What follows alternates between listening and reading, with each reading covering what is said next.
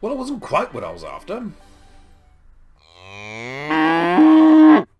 Hello, hello, possums. Yes, it is I, the conspicuous moo, with a quick reaction to the live letter that we had earlier today. I must confess that I went into this with a little bit more optimism than I came out with. But anyway, it does seem from what we saw of the job changes that you know, the emphasis is going to be to make things less complex rather than more. Quite a number of the job changes actually did sort of reflect this new ethos, if you like. Certainly in the YouTube feed, I was watching it on YouTube, there was an awful lot of Fix Scholar in the chat spam. It was a very, very regular lament.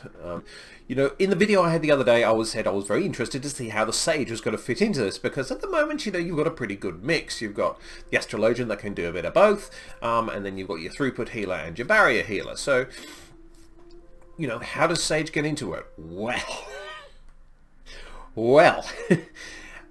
it would seem that they're going to split it up, and they're going to split it up into 2 Throughput and 2 Barrier. So if you are fond of, you know, throwing a whole bunch of shields out in the Nocturnal set for Astrologian, I have some bad news for you. They're going to go for a Throughput instead. Apparently they're going to have a cooldown which will enable them to give out a few barrier spells, but it's not going to be in the same level as Nocturnal. I understand that Nocturnal wasn't really the strongest thing anyway, so you know, most people were Diurnal. So now you're Diurnal and you don't have a choice. Rats. Some Astrologians were seething, some don't really care, others were more concerned about the Scholar, and you know, probably with reason. Now, first up, let's go with the good news. Well, the good news is that I did suggest a couple of days ago that it would be nice if we had something that we could throw down which could speed up the party in some way. And it looks like we've been given that wish, because that was the one major thing to come out of the announcement, was that Scholar's going to have an ability to basically cast a shorter peloton but one in combat. So, you know. So yes, that'll be terribly useful for, you know, getting out of large AoEs, but it's, you know, conversely, it's also going to speed up their ability to run back into the fire, the poison, or the lightning bolts, the swirling purples that they shouldn't be standing in anyway. It does sound like the speed is a bonus from a targeted reticule, something like Sacred Soil, so a damage reduction, and then you get the speed as a bonus. So there is a new ability. They didn't actually say what it was. But yeah, that was basically the meat of it for Scholar. That was it. That's all you got. They did allude that they have updated the behaviour of the pet. Okay, does that mean it's going to keep up with me in dungeons? It doesn't sound like it's going to have anything new on it at all. So it looks like we're going in with the same fairies that we are leaving Shadowbringers with. So, okay.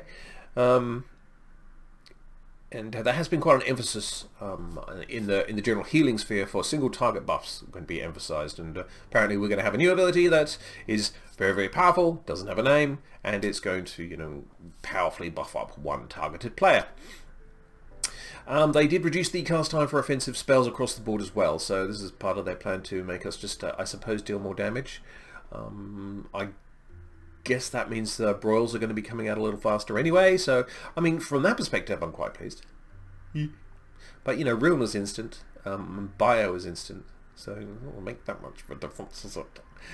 And the limit break range is up to 50 arms, because unfortunately, you know, you did have a lot of people who just weren't in range when that went off, so they stayed dead. Now what I think they're trying to do with Healer Design is basically apart from, you know, obviously splitting into 2 Throughput and 2 Barrier, is have one that is pure Throughput in White Mage, and then have one that is good Throughput but comes with a lot of benefits as well, you know, buffs and debuffs and like, with the Astrologian. And then on the other side you'll have Scholar, who's going to be the pure, you know, Barrier Healer, and then you'll have Barrier with benefits over here in Sage. And Sage, you know, did look very, very interesting. It had kind of an Eminence mechanic going on, if you ever a Mistweaver in World of Warcraft, you know what I'm talking about. But basically, you would target a party member and you deal damage, they get healed. It's kind of neat. So, yes, I mean, I think from a scholar perspective, our barriers are going to have to be better than Sage's barriers, otherwise why would you being a scholar? I don't really want to get into a position where, you know, if you've got like a heavy damage encounter and you're going for the first time, you take a scholar, but you know, once you've got it on farm, then you would take the Sage because it just is better overall. That wouldn't be very satisfying for either the scholar or the Sage, but you know, because you probably would want to take a barrier healer anyway. That's the change they made. Okay, well, I guess a combat peloton is okay, but I don't think I'm alone in thinking and hoping that there was going to be a little bit more to the scholar reveal than a single line. It's no real secret across the general community. I'm getting a lot of messaging coming in that the scholar is either despised or it's generally like regarded as one of the most broken classes that doesn't work nearly as well as all of the others. So we were going into, I personally anyway, was going into this with a real expectation that there were going to be some major mechanical changes, and that did happen, but to our cousins, the summoners. We didn't get so much at all. But you know, if Yoshi P just has decided that he's quite happy with the way Scholar's working right now, and who am I to judge?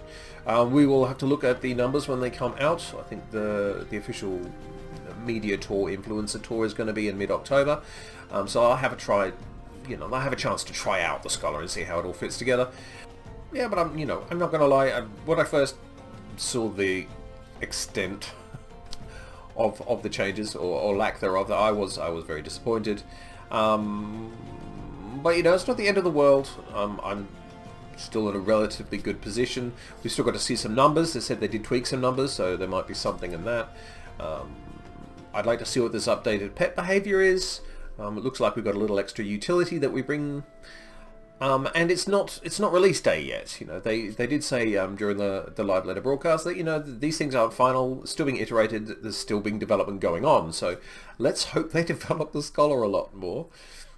But at the moment it's difficult to shake the feeling that we're going to be the red-headed stepchild of the healers going into Endwalker. But everything is subject to change, and in Yoshi P we trust. Anyway, I will be back relatively soon, but until then, I am the conspicuous Moo, and a very, very good evening to you.